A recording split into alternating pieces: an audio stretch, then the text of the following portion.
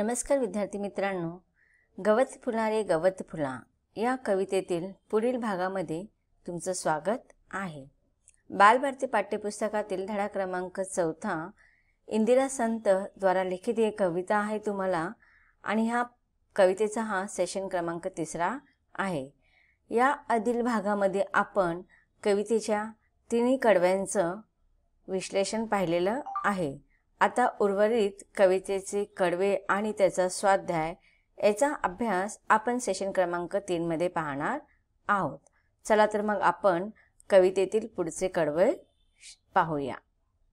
कवितेतील मुलाला एकदा तो मित्रांसोबत माळ्यावरती खेळायला गेला असता त्याला गवत फूल दिसले आणि तिथे तो आपल्या मित्रांना आणि पतंग आकाशात उडवणाऱ्या पतंगालाही विसरला।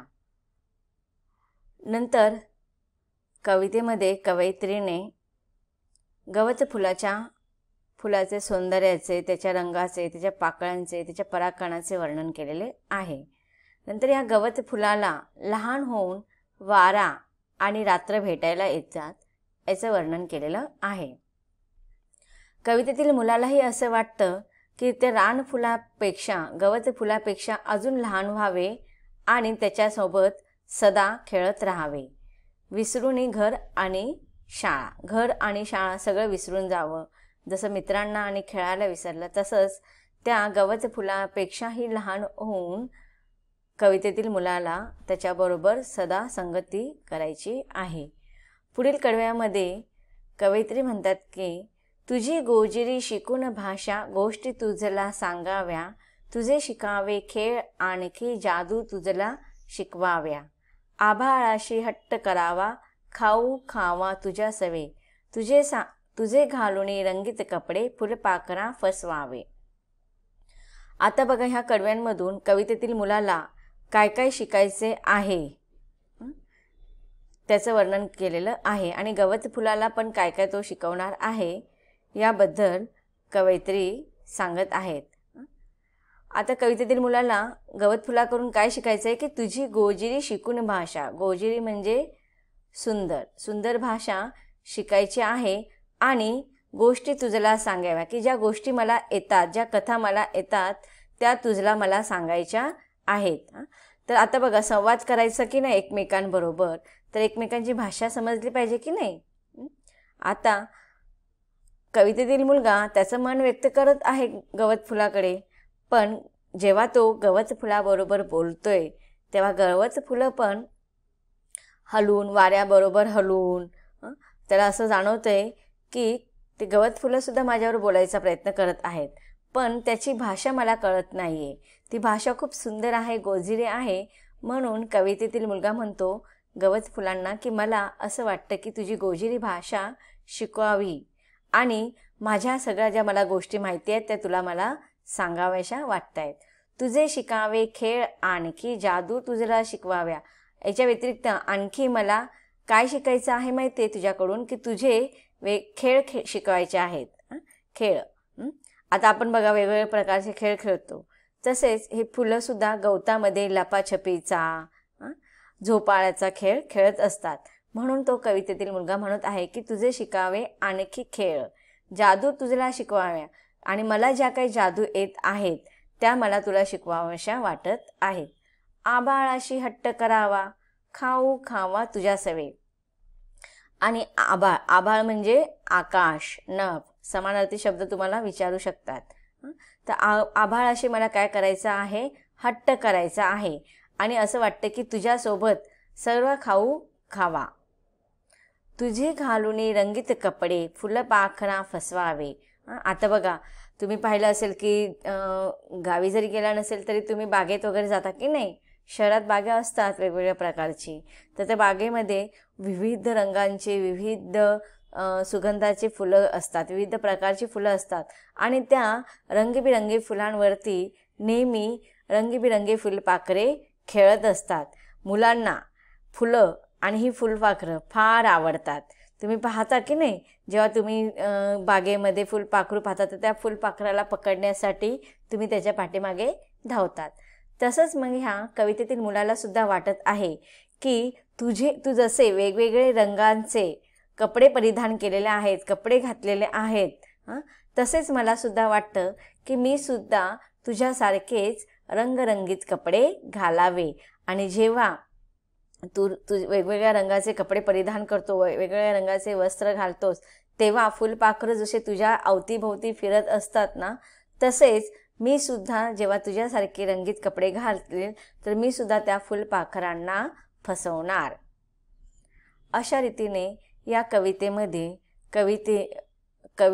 कवयित्री यांनी, इंदिरा संत यांनी लहान मुलाच्या माध्यमातून माळ्यावरील सौंदर्याचे, गवत फुलाच्या सुंदरतेचं वर्णन केलेलं आहे. ही कविता इथेच संपलेली आहे. आता या पाठातील आपण स्वाध्याय पाहूया. आता आपण स्वाध्याय घेणार आहोत. सगळ्यांनी पाठ्यपुस्तक काढायचं आहे. सगळ्यांकडे पुस्तकं आहेतच, तर सगळ्यांनी पान क्रमांक 13 काढायचा आहे. 13 वरती तुम्हाला पहिला स्वाध्यायामध्ये प्रश्न दिलेले 2-3 वाक्यात उत्तरे लिहा. पहिला प्रश्न आहे कवितेतील मुलाची गवत फुलाशी कुठे व कशी भेट झाली. कवितेच्या सुरुवातीलाच सांगितलेलं आहे या प्रश्नाचं उत्तर. गवत फुलाला पाहून मुलगा कोणकोणत्या गोष्टी विसरल्या. दुसऱ्या कडव्यामध्ये याचं वर्णन केलेलं आहे. कवयित्रीने गवत फुलाच्या पानांचे व पाकळ्यांचे वर्णन कसे केलेले आहे. दुसऱ्या कडव्यामध्ये याचं वर्णन कवयित्रीने केलेलं आहे. गवत फुलाला लहान होऊन कोण कोण भेटायला आले आहेत या प्रश्नाचं उत्तर पण आपण कविता शिकताना पाहिलेलं आहे. गवत फुलासोबत राहून मुलाला कोणकोणत्या गोष्टी करायच्या आहेत. तर ह्या प्रश्नांबद्दल आपण चर्चा कविता शिकवत असताना मी केलेलीच आहे, पण तुम्हाला इथे लिखित रूपामध्ये पण मी सांगत आहे. तुम्ही लिहून घ्या सगळ्यांनी. प्रश्न कवितेतील मुलाची गवत फुलाशी कुठे व कशी भेट झाली. उत्तर, कवितेतील मुलगा आपल्या मित्रांबरोबर माळ रानावर पतंग उडवत होता. अचानक त्याने गवतावर डोलणारे एक विलेसे गोजिरवाणे गवत फूल पाहिले. अशा प्रकारे मुलाची गवत फुलाशी माळ रानावर भेट झाली. गवत फुलाला पाहून मुलगा कोणकोणत्या गोष्टी विसरल्या. गवत फुलाला पाहून मुलाचे मन मोहून गेले व तो आकाशातला पतंग आणि सोबतच्या मित्रांना देखील विसरला. कवयित्रीने गवत फुलाच्या पानांचे व पाकळ्यांचे वर्णन कसे केले आहे. कवयित्री म्हणतात, गवत फुलाच्या दोन्ही बाजूनी हिरवी नाजूकशी रेशीमपाती आहेत. एक निळी पाकळी आहे व त्याचे झगमगणारे पिवळे परागकण आहे. गवत फुलाच्या तळाशी आणखी एक सुंदर लाल पाकळी खुललेली आहे. गवत फुलाला लहान होऊन कोण कोण भेटायला आले आहे. उत्तर आहे, वारा लहान होऊन गवत फुलाशी झोपाळा खेळायला आला आहे. तसेच रात्रही त्याच्यासाठी लहान होऊन अंगाई म्हणते आहे. मुलालाही वाटते की आपण गवत फुलाहून लहान व्हावे व त्यास भेटावे. पुढचा प्रश्न आहे, गवत फुलासोबत राहून मुलाला कोणकोणत्या गोष्टी करायच्या आहेत. उत्तर आहे, घर, शाळा सगळे विसरून मुलाला गवत फुलासोबत सतत राहावेसे वाटते. गवत फुलाची गोजिरी भाषा शिकून त्याला गोष्टी सांगाव्या. गवत फुलाचे खेळ खेळावे, त्याला जादू शिकवावी. आभाळाकडे हट्ट करून त्याच्यासोबत खाऊ खावा.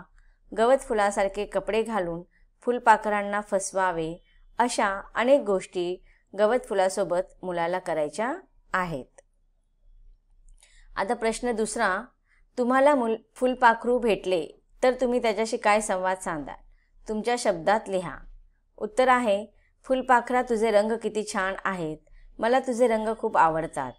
तू मला तुझे रंगपंचमी खेळायला देशील का. तू फुलांसोबत कोणकोणते खेळ खेळत असतो. मला पण तुझ्यासोबत खेळायचे आहे. तुझे घर कुठे आहे. तू सतत इकडे तिकडे खेळत राहतो. तुझी आई तुझी वाट बघत असेल ना. विद्यार्थी मित्रांनो, ह्या प्रश्नाचं उत्तर तुम्ही तुमच्या शब्दामध्ये लिहू शकतात. तुम्हाला ज्या पद्धतीने आवडेल ते विचार तुम्ही ह्या प्रश्नामध्ये लिहू शकता. पुढील प्रश्न आहे प्रश्न क्रमांक 3. खाली दिलेल्या अर्थाच्या कवितेतील ओळी शोधा. तुम्हाला इथे 4 ओळी कवितेतील ओळ्या दिलेल्या आहेत, त्याचं तुम्हाला अर्थ लिहायचा आहे. बघूया पहिला कवितेचा ओळी आहे तुझे रंग पाहून मी स्वतःला विसरून गेलो. मला तुझ्यापेक्षाही लहान व्हावेसे वाटते. तुझी गोजिरी भाषा शिकून तुला गोष्टी सांगाव्या. तुझ्यासारखे रंगरूप घेऊन फुलपाखरांना फसवावे. आता ह्याच प्रश्नांची उत्तरं आपण पाहूया. तुझे रंग पाहून मी स्वतःला विसरून गेलो. ह्या कवितेच्या ओळी आहेत. आता आपल्याला त्याचा अर्थ लिहायचा आहे. पाहून तुझला हरकून गेलो अशा तुझ्या रे रंग काळा. म्हणजे बघा हा अर्थ आहे आणि आपल्याला ह्या अर्थाशी मिळते जुळते कवितेतील ओळी शोधून लिहायचे आहे. आता कवितेतील ओळी बघूया. पाहून तुझला हरकून गेलो अशा तुझ्या रे रंग काळा. तर त्याचाच अर्थ काय होतो? तुझे रंग पाहून मी स्वतःला विसरून गेलो. आता दुसरं दिलेलं आहे तुम्हाला, मला तुझ्यापेक्षाही लहान व्हावेसे वाटते. हा जो अर्थ दिलेला आहे ना, त्या अर्थाशी मिळते जुळते कवितेच्या ओळी शोधून आपल्याला लिहायचं आहे. तर ओळ आहे, मलाही वाटे लहान होऊन तुझ्याहूनही लहान रे. पुढे आहे तुझी गोजिरी भाषा शिकून तुला गोष्टी सांगाव्या. हा अर्थ आहे. तर आपल्याला या अर्थाशी मिळते जुळते कवितेतील ओळी शोधायच्या आहेत आणि उत्तर आहे, तुझी गोजिरी शिकून भाषा गोष्टी तुझल्या सांगाव्या. तुझ्यासारखे रंगरूप घेऊन फुलपाखरांना फसवावे. आता बघा इथे हे अर्थ दिलेला आहे. आता आपल्याला कवितेतील ओळी शोधून लिहायच्या आहेत आणि उत्तर आहे, तुझे घालून रंगीत कपडे फुलपाखरा फसवावे. तर ह्या कवितेतील निळ्या अक्षरामध्ये दिलेल्या कवितेतील ओळी आहेत आणि लाल अक्षरामध्ये दिलेले प्रश्न आहेत, म्हणजेच त्या ओळींचा अर्थ आहे. प्रश्न पुढचा, या कवितेत गवत फुलांचे वर्णन करताना कोणाला कोणते रंग वापरले आहेत ते लिहा. उदाहरण तुम्हाला एक दिलेलं आहे, रेशीम पाती हिरवी. आता दुसरे प्रश्न विचारले आहेत, पाकळी, पराग आणि तळीची पाकळी. तर त्याचे रंग आपल्याला लिहायचे आहेत. पाकळीचा रंग कसा आहे? निळे किंवा निळा सुद्धा तुम्ही लिहू शकता, पण इथे पुस्तकामध्ये निळी हा शब्द वापरला आहे त्यामुळे तुम्ही निळीच लिहा. पराग पिवळे. पराग कोणत्या रंगाचे सांगितलेले आहेत? पिवळे. तळीची पाकळी कोणत्या रंगाची आहे? लाल. पुढचा प्रश्न पाहूया. गवत फुले व इतर फुले यांचे निरीक्षण करा आणि त्यामधील साम्य व भेद लिहा. साम्य म्हणजे समानता. तर आता आपण पाहूया. जर आपण इतर फुलांना पाहिलं तर गवत फुले आणि इतर फुले कशी असतात? रंगीबिरंगी वेगवेगळ्या रंगांची असतात. तर हे इतर फुलांमधील साम्य आहे. आता भेद बघूया. गवत फुले लहान आकाराची असतात तर इतर फुले विविध आकारामध्ये पाहायला मिळतात. गवत फुले जे असतात ना ते आकाराने अधिकतर लहान असतात, पण इतर फुले जर आपण पाहिलं तर त्यांचा आकार लहान मोठा असतो. पुढचा प्रश्न, सळसळ सारखे आणखी शब्द लिहा. खळखळ, वळवळ, कळकळ, मळमळ, घळघळ, भळभळ. हे या प्रश्नाचं उत्तर आहे. पुढचा प्रश्न आहे, समान अर्थाचे शब्द लिहा. गीतचा समानार्थी शब्द काय येणार? गाणे. रात्राचा समानार्थी शब्द आहे रजनी. आभाळाचा समानार्थी शब्द आहे आकाश. वाराचा समानार्थी शब्द आहे पवन. पुढील प्रश्न आहे, रंग रंगुल्या, सानू सानुल्या, नीळ निळोली यासारखे शब्द शोधा व लिहा. तर उत्तर आहे, रंगबिरंगी, लाज लाजरी, गोड गोळजिरी, सोन सोनुल्या, लाड लाडुल्या.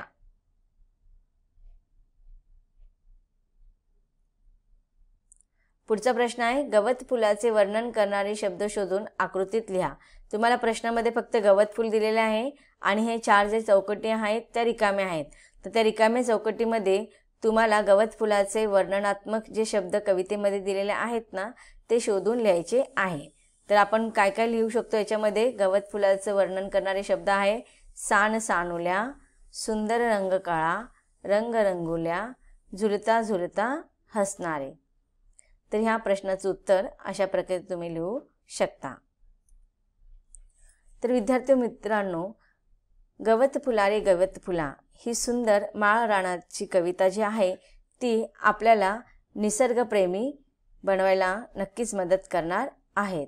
ह्या कवितेच्या माध्यमातून आपल्याला निसर्गाचं छानपैकी वर्णन पाहायला मिळतं किंवा चित्रण पाहायला मिळतं. ही कविता इथे संपलेली आहे. धन्यवाद.